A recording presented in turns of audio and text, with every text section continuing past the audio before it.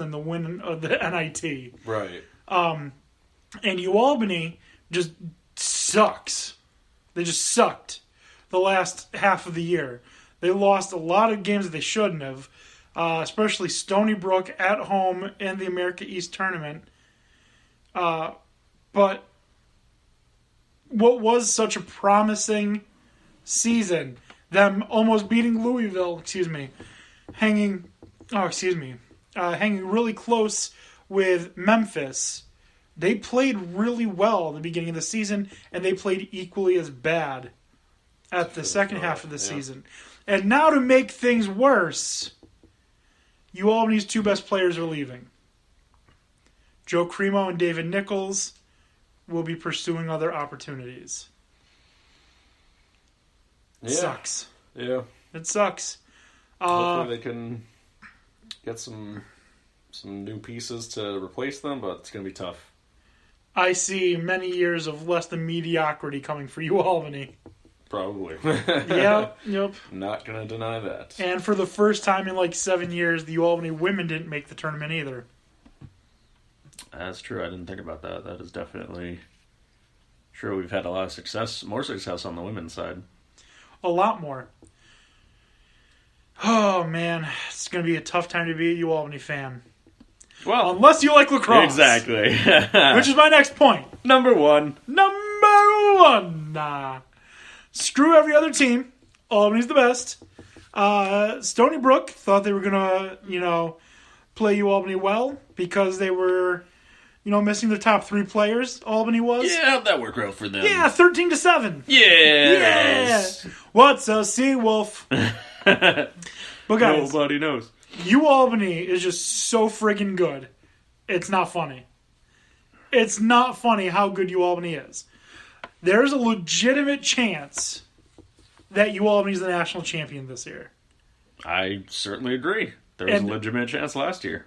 And I would cry if that happened. I would, just break down in the middle of a road and cry. Hopefully not in the middle of a road. Yeah. But, it's a great thing. Great season already. Tehoka Nanticoke is incredible. Connor Fields is incredible. Davis Diamond, the guy who filled in for Connor Fields, he looked like he was pretty good. He's only a sophomore. Mm-hmm. Next year he's gonna be the junior leader of the team. Plus he's got the craziest friggin' hair I've ever seen. UAlbany is very well known in the lacrosse community for taking odd photos. This year they're pretty tame and mild, but number 0, Davis Diamond.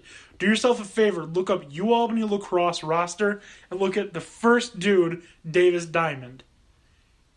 He's got some type of swag about him.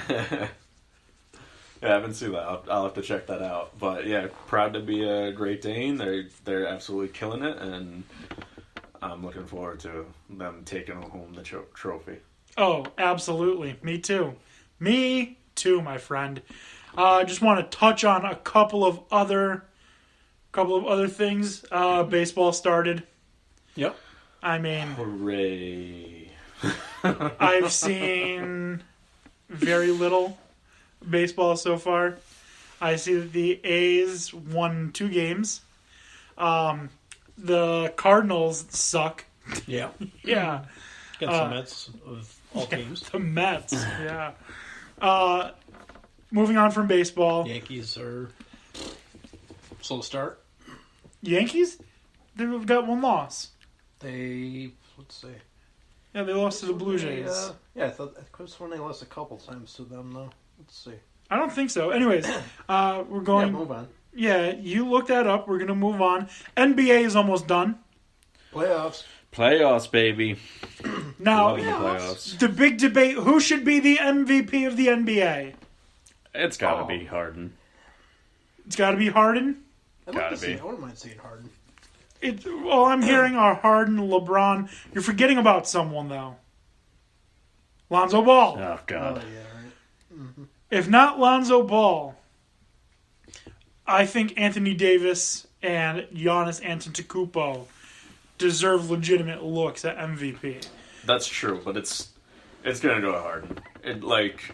I do think he's deserving, but it's always a popularity contest, so that's what's gonna happen, I also hate when you have an MVP on a team that's stacked. Back to back, just to verify, back to back losses to Toronto for the Yankees. Okay. Yep. I think saying that Harden is the MVP is kind of bogus when you got Chris Paul there with him. Who does Jinder Mahal be the MVP of WrestleMania? No, Jinder Mahal would not be the MVP of WrestleMania. This dude that you're seeing on TV right now, Jinder Mahal, looked pretty jacked, right? Roids. Yeah, it's all roids. He was tiny when he left WWE. Like, tiny. It's all roids. I mean, he was tall. He's a tall guy. But he was not that big. But, it's really frustrating that Harden is going to be the MVP. I don't think he deserves it. I think it should be Lonzo Ball. Okay, all joking aside, I think it should be Anthony Davis. Okay. Without Anthony Davis, yeah, the Pelicans are nothing. The Pelicans are like a 4-win team. Yeah. He is absolutely fantastic, and they're I barely do a agree 10-win team with him. Yeah, I do agree that it is annoying that it usually goes to a very good team. Hard to say someone's MVP of the entire league just because they have they could be a fantastic player, but they also have fantastic players around them. When someone is holding up a team that's basically garbage and and is just that good, then it makes more sense for that latter person, in my opinion. It's just frustrating because the word value loses its meaning when you have a bona fide superstar playing with bona fide superstars and you're calling them the most valuable. Like, how could you say that Steph Curry, Klay Thompson, Kevin Durant, or Draymond Green would be the most valuable player today? You can't, because without one of them, the other three are still great, and the team is still going to make the playoffs and probably still win the finals, right? Right. Mm-hmm. Without Anthony Davis, what are the Pelicans? A college team. Well, without him and Bodie. Without him, well, he's always hurt. Yeah, he's still hurt, isn't he? Yeah. Mm. Also, the fantasy team's walking wounded, so at this point. Yeah. I don't know. I think that the MVP is so stupid. I don't think that stats alone should be dictating it.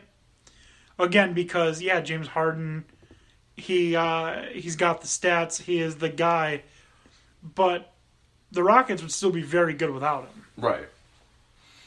It's not like he's playing with like Delonte West and friggin' Brian Scalabrine and like 800-year-old Tony Parker. Anyways, I digress. I also think I do want to say I think LeBron gets less consideration than he maybe should, just because he's been so dominant throughout his entire career that people are just like, it's LeBron. I think without him, the Cavs would be a shell as well. They wouldn't. I don't think they'd be going anywhere near what they're doing without him. You're right, but they'd still be, especially in the East, a playoff team. Possibly. After the trade, more likely, but he was still doing work before the trade. They were losing a lot before the trade. Yeah, but he was still holding them up, and they were still going to go to the playoffs and still, make a run for it. I think he gets less consideration than he probably should from a pure, value standpoint of a player, because he's still the best player in the league. I think they should change the award from MVP to LBP, league's best player. Because if you want to make the argument that James Harden is the league's best player, okay. If you want to make the argument that James Harden is the most valuable, he's not. He is not. I mean, that's the problem with these kind of things. It's super subjective. Yeah. I thought you were going to say LeBron prevails. I hate LeBron. God. Anyways, we're starting to get a little rambling and kind of boring. Yeah. So we're let's going. end it. Yeah. Let's put this. And by thing it, I mean our lives. I mean what? back to that. What was it, Bubblicious? Well, it's not like he can come after us. And Dominican can sue us. True. All right, guys. I got a fun this week in sports history. On April 2nd, 1931, a teenage girl named Jackie Mitchell strikes out Babe Ruth and Lou Gehrig in an exhibition game in Chattanooga, Tennessee. Huh. Interesting. That is our This Week in Sports History.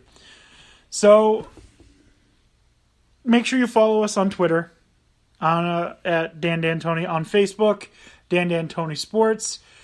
If you want to email us, again, I don't know why you would, we're dandantonisports@gmail.com. I created an Instagram for us. I don't know if we'll use it. Created a Tumblr for us. I don't know if we'll use it, but we got them. Look for us. We're Dan D'Antoni Sports. So, fellas, you got anything else for the night? Did you mention the Periscope? We have not done anything on Periscope. Maybe we'll start doing something at some point with Periscope. Again, we have it pretty much just to have it. All right? So, gentlemen, thank you so much for being here. We had a good time. Thank you all for listening. For Dan, the 3 Dan Band, have a good night.